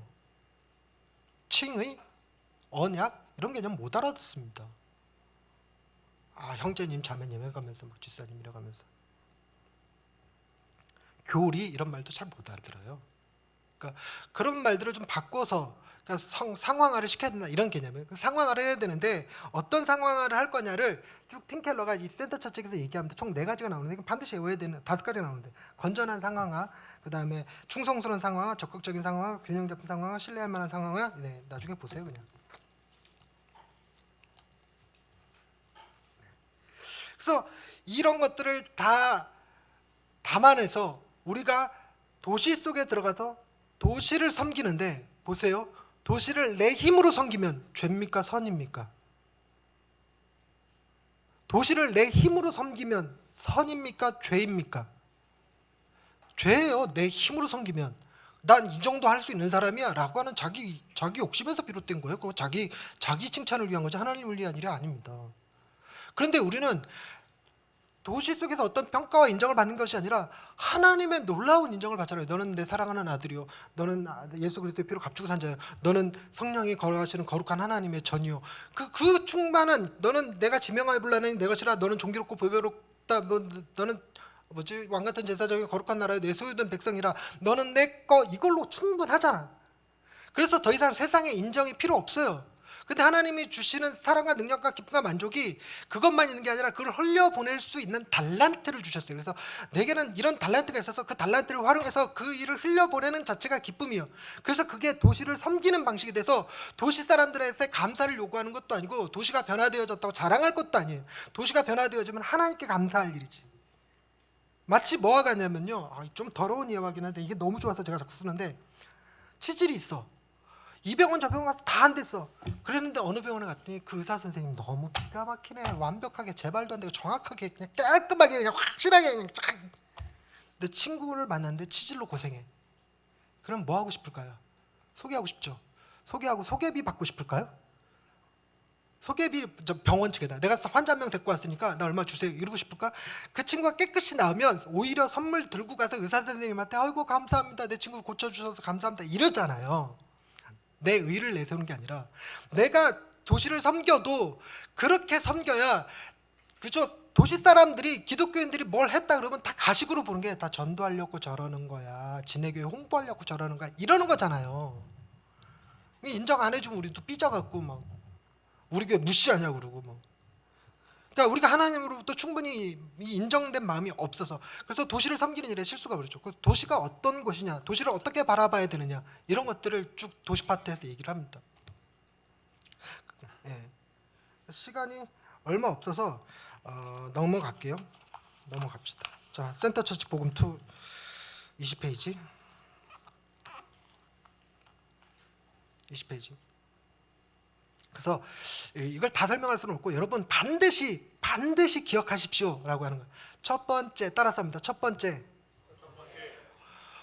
복음은 사랑의 삶을 창조하는 좋은 소식이다. 시작. 예, 창조를 만들려고 하는 것도 실수, 소식을 권면으로 전하려고 하는 것도 실수예요. 요거 하나만, 이 첫 번째 개념 1번, 복음은 사랑의 삶을 창조하는 좋은 소식이다만 딱 머릿속에 들어와도 여러분 그 소식이 너무 좋아서 그 소식을 전할 수 있는 방식으로 교회를 개척하는 거죠. 수많은 교회들이 있는데 왜 또 개척할까? 이 교회들 가운데 복음의 기쁨과 만족을 가지고 사역하는 교회가 없어서 이 도시 사람들에게 정말 하나님의 놀라운 사랑과 기쁨과 만족을 내가 흘려보내고 싶어서, 그리고 그 방식으로 이미 화석화된 교회들을 다시 깨우고 싶어서, 그러면 교회가 아무리 포화된 상태에서도 거기 개척할 이유가 생기죠. 여러분 이 GCM에서 하는 개척은요, 이런 표를 써서 죄송한데 원래는요 이렇게 마치 변질된 것 같은 느낌이 들어서는, 변질된 게 아니고 상황이 몰린 것일 텐데 도시를 섬기는 게 목적입니다. 그래서 교회를 개척할 때, 너 여기서 분립 개척할 때 너 이 도시에서 벗어나서 저 도시로 가야 돼 이러면 안 돼요. 반드시 이 도시 안에서 개척해. 도시 안에서. 그래서 이 도시 안에서 개척해. 내가 자원 보내주고 돈 보내주고 사람 보내주고 코칭 붙여주고, 그래서 같이 이 지역을 섬기자. 같이 이 지역에 죽어가는 많은 교회들을 깨우자. 그리고 그들을 뒤에 운동 파트에다 놓는데 그리스도인 기독교 지도자 연합회를 만들어서 그분들과 같이 팀켈러 학습 공동체 만들자. 그 대부분 이사님들이 다 하고 있어요. 저희 동네 정하신 목사님 하고 계시고, 저도 스터디 모임 한 3-4개 이끌고 있고 그렇습니다. 그런 거 해서 기존의 교회 목사들도 깨우고, 그리고 그 동네에 하나님의 복음을 전하는 자로, 그러면 얼마든지 교회가 많아도 들어갈 이유가 생기고 같이 사역할 이유가 생기고 개척할. 안 그러면 우리가 자꾸만 기회를 노려요. 어디가 잘 될까? 신도시, 아직 교회가 다 들어서지 않은 곳, 뭐 이런 거 따지고 앉았죠. 그러면 그게 하나님의 기쁨과 만족을 하는 게 아니에요. 그래갖고 교인들이 많이 와야지만 내가 만족할 수 있을 것 같이 뭐 이렇게 되면 결핍된 상태죠. 기회를 찾아가려는 것, 잘못된 거라는 거예요. 근데 그렇게 이 개척이 그렇게 흘러가야 되는데 어쩔런지 잘 모르겠는데 어찌됐건. 그래서 복음은 얘 자꾸 엉뚱한 대로 샌다 이러다 시간 내 못한다 이거. 시간 내 못하면 제 책임입니까 아닙니까? 아니죠. 네. 어차피 할 수 있는 능력이 안 돼요. 8시간짜리 강의를 1시간 30분 만에 하라고 요구한 것 자체가 가능한 얘기예요? 이게 제가 복음적이지 않기 때문에 어떻게 들려지냐면요. 너 어디 망신 한번 당해봐. 뭐 이렇게 1시간 반 안에 설명하려다가 죽 써봐. 뭐 죽 썼어 이미. 자, 두 번째 거 기억하세요. 첫 번째는 복음은 사랑의 삶을 창조하는 좋은 소식이다. 절대로 만들려 하지 말고 권면하려 하지 마라. 복음은 사랑의 삶을 창조하는 좋은 소식이다. 두 번째, 이것도 따라하세요. 두 번째, 복음의 능력은 나는 내가 생각했던 것보다 훨씬 더 큰 죄인이라는 겸손함과, 뭔 말인지 일단 모르겠죠. 어쨌든 그게 나와요. 워딩이 그대로. 나는 내가 기대하는 것보다 훨씬 더 큰 사랑을 받는 하나님의 자녀라는 담대함입니다. 줄입시다. 나는 내가 생각하는 것보다 훨씬 더 나쁜 놈이야. 나는 내가 기대했던 것보다 훨씬 더 큰 사랑을 받는 존재야. 더 줄입시다. 겸손해야 돼. 담대해야 돼. 더 줄입시다. 우리는 사랑받는 죄인입니다. 복음의 능력은 뭘 나타내는 거냐면요. 복음의 능력은 양 아무개 전도사야 좀 제대로 들어라. 복음의 능력은 내가 죄인됨이 드러나는 거고 그럼에도 불구하고 하나님의 사랑을 받는 자인 거지 내가 복음대로 사는 게 아닙니다. 복음의 능력이 자꾸만 우리가 복음을 알았으니 우리가 변화된 삶을 살아서 어떤 상황에서도 분노하지 아니하고 어떤 상황에서도 교회를 떠나지 아니하고 이게 아니라 그건 율법주의로 가버린 거예요. 복음의 능력은 왜 이렇게 흥분했지?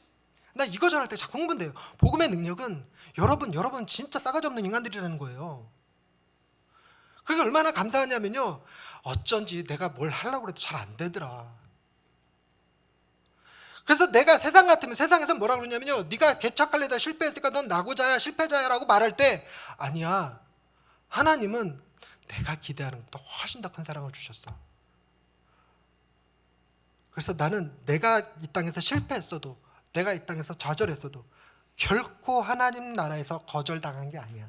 하나님 자녀의 지위가 박탈당한 게 아니야. 우리는 영화된 삶을 살 거야. 우리는 하나님의 기업이야. 그걸 예수 그리스도께서 하셨어. 이거라고요. 사랑받는 죄인. 첫 번째는 뭐라고요?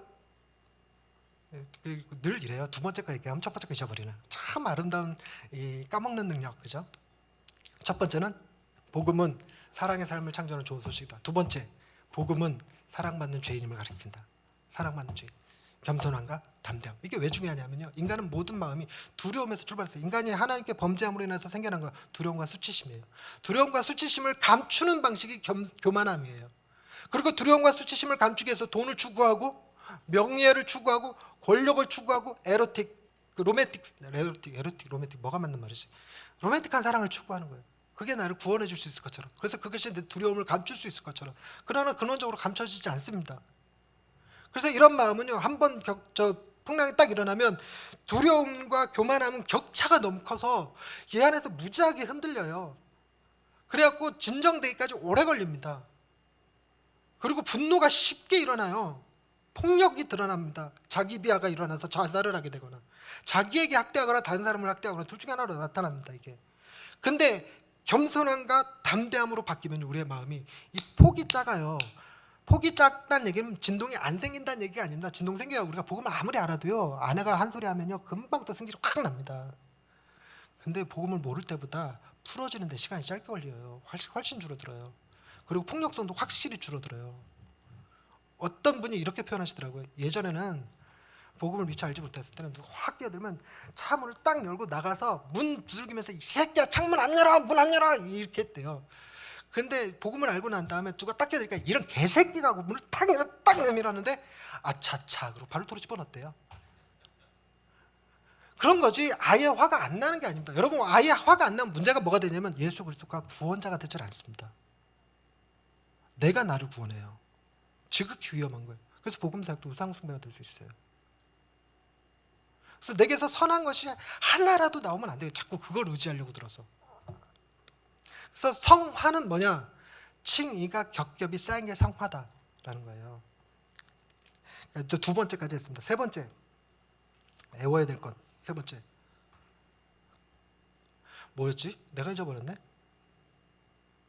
복음의 속성. 이거 굉장히 중요하거든요. 업사이드 다운, 인사이드 아웃, 포워드 백 자주 등장합니다. 다시 한번 업사이드 다운, 인사이드 아웃, 포워드 백. 우리에게서 우리를 대표할 만한 사람을 뽑은 게 아니라 하나님이 친히 당신의 아들을 이 땅에 내려보내셨잖아요. 업사이드 다운입니다. 모든 종교는 밑에서부터 신을 찾아가지 신이 찾아오지 않습니다. 근데 기독교는요, 기독교를 가리키는 말이 계시종교예요. 계시종교.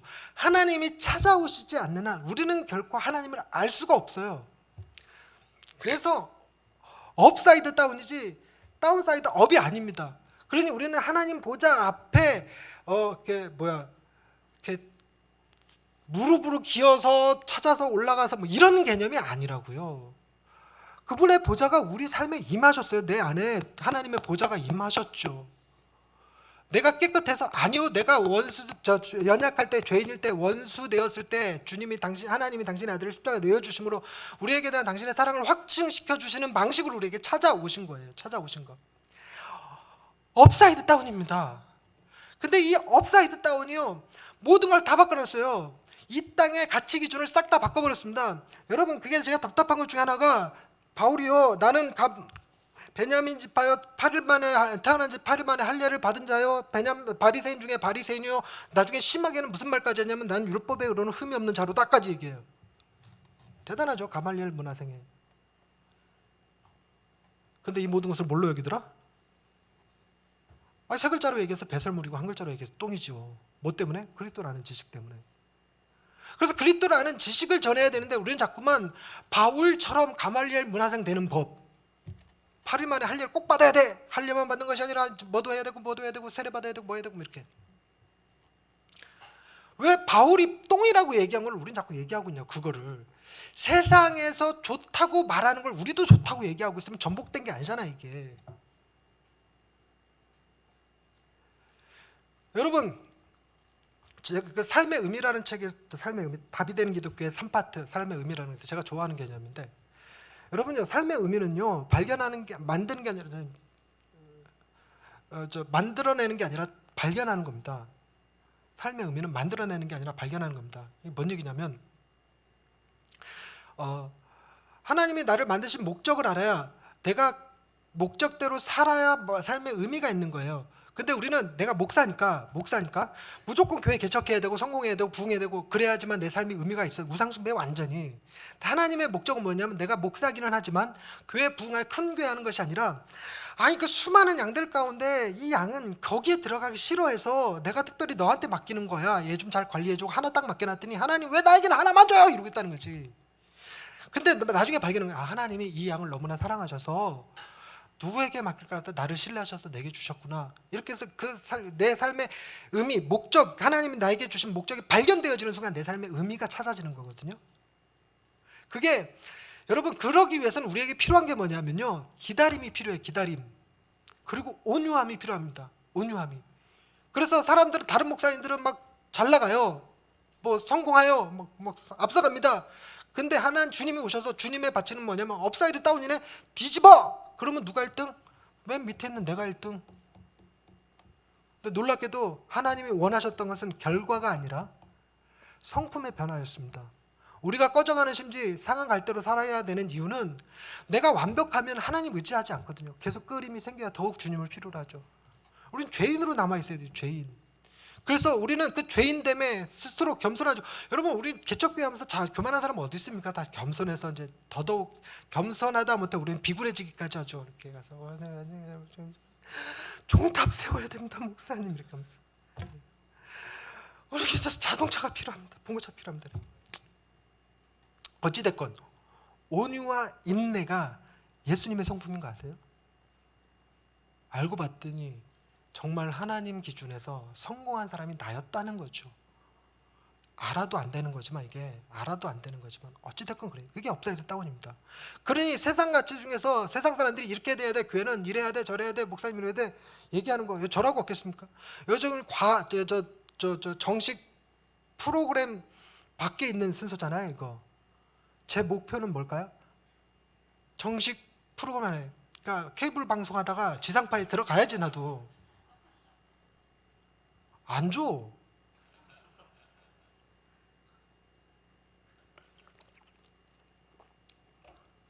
이것만 해도 어디냐, 그죠?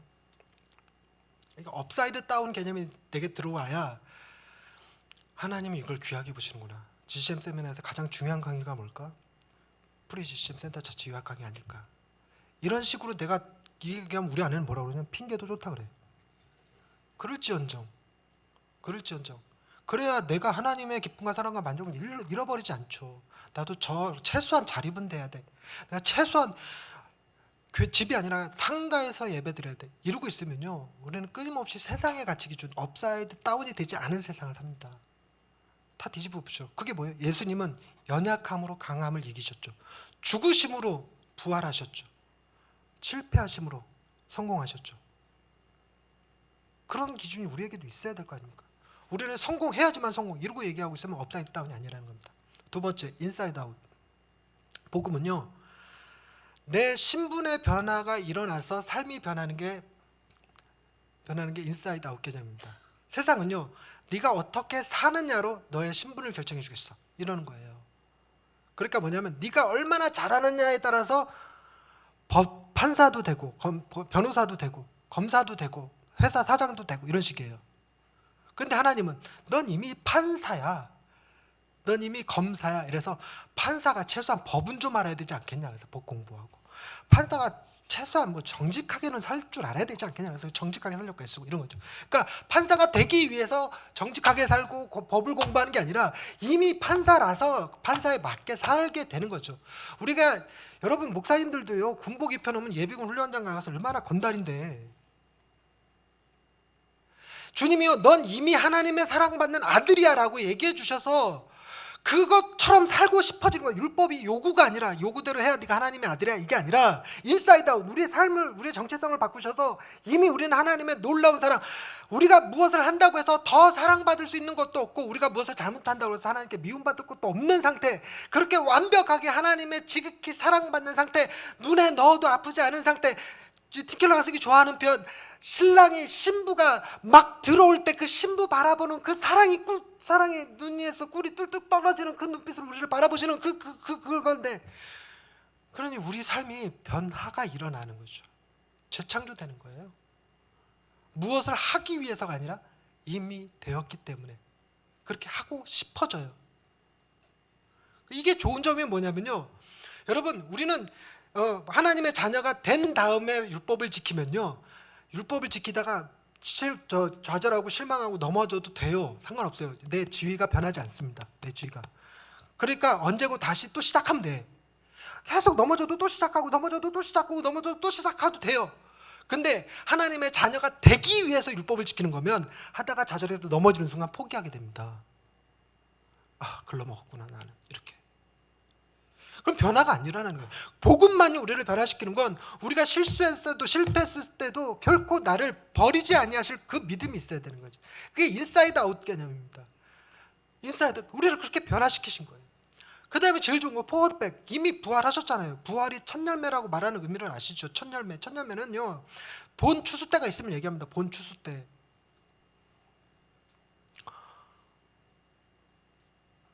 그러니 첫 열매가 보였는데 추수 때를 안 믿으면 추수가 언제야? 추수가 되기는 하겠어? 이러고 있으면요, 그게 농부입니까?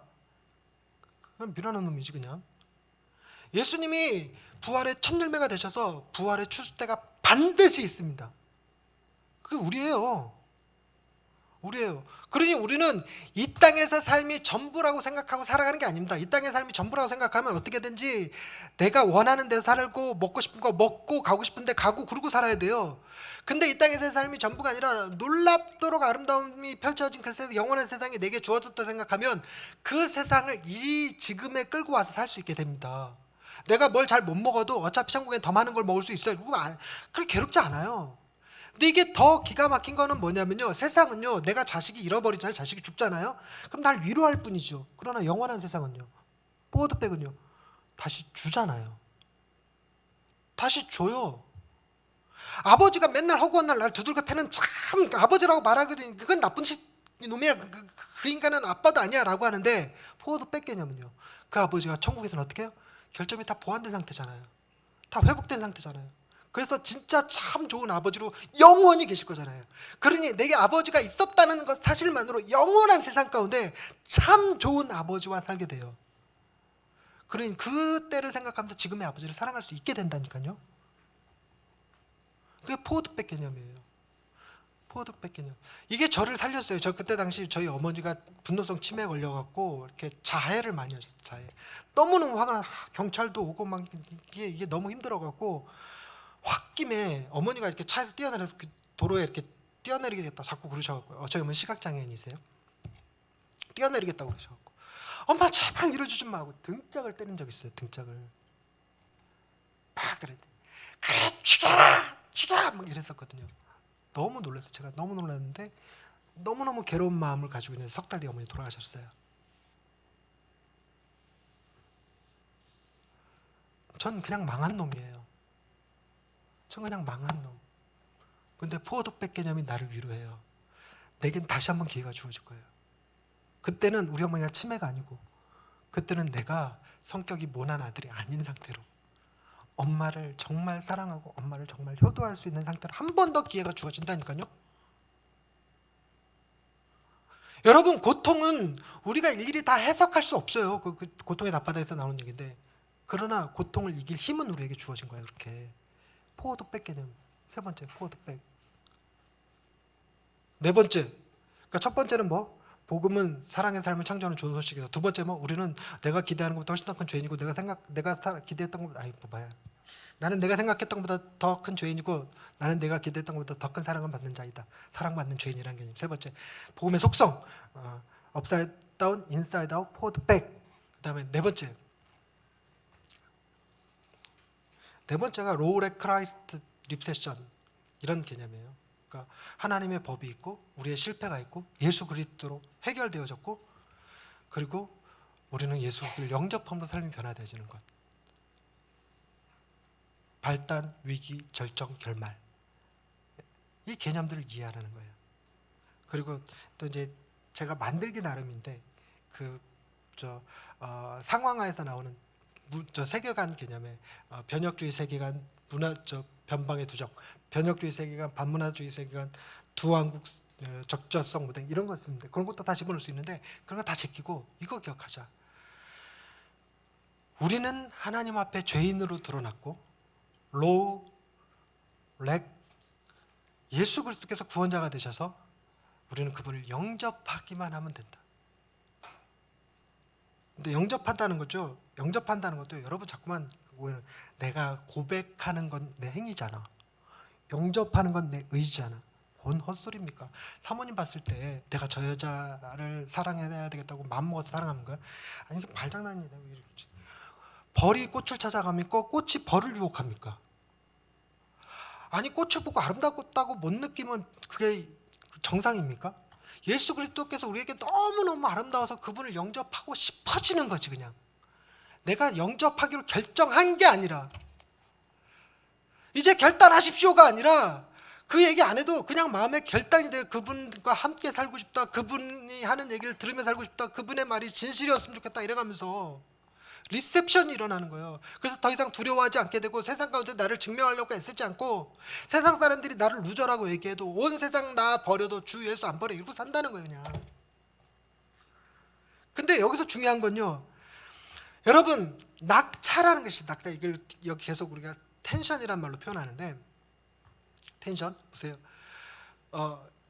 예수 그리스도 그분의 은혜와 내 죄 사이가 멀면 멀수록 감동의 크기가 커져요. 감동의 크기가.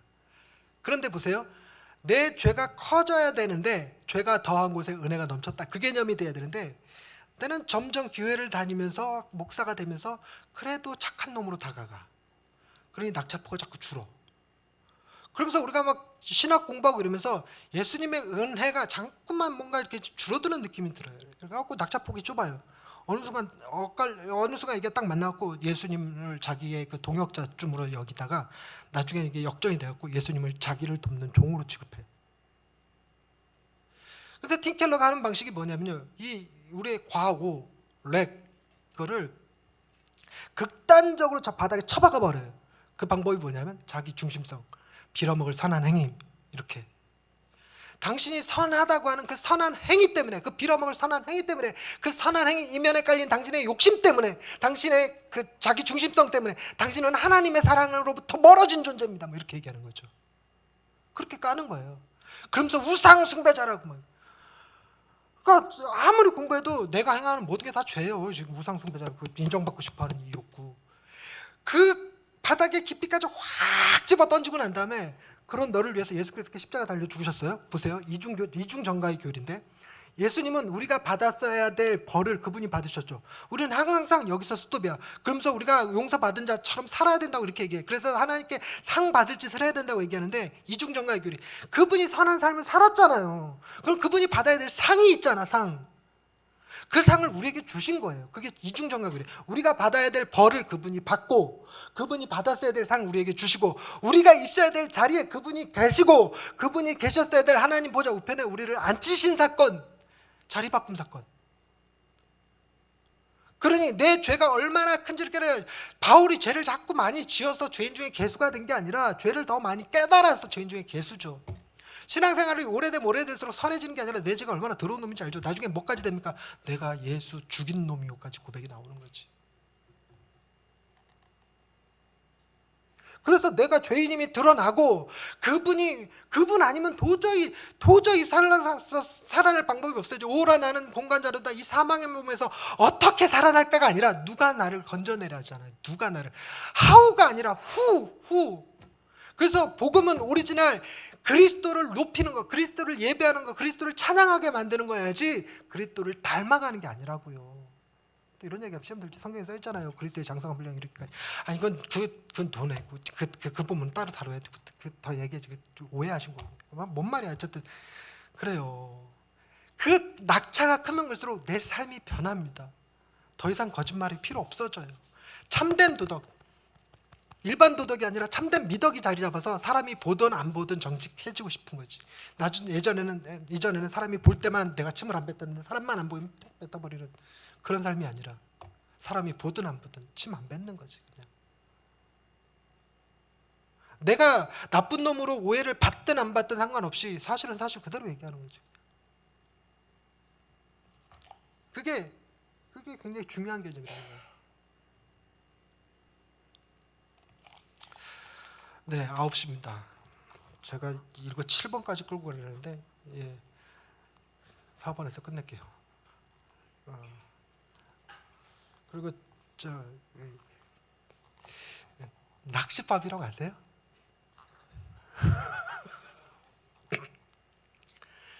이 복음 제가 지금까지 얘기했던 이 복음 대충 알아들으셨죠? 세계관도 알아듣고 그림도 뼈대도 이해되고 복음이 뭔지도 알고 난 다음에 도시 파티 읽고 운동 파티 읽으면 재밌어요. 아 내가 뭘 해야 되는 게 아니라 하나님이 나를 통해서 뭘 하시겠구나라는 기대가 생겨요. 아 이런 방식으로 하면 되겠구나. 몰라서 못했던 거 알면 하고 싶어집니다. 하나님이 내 안에서 놀랍게 역사하시는 걸 경험해요. 그리고 더 이상 이제 열등감에 빠지지 않을 수 있어요.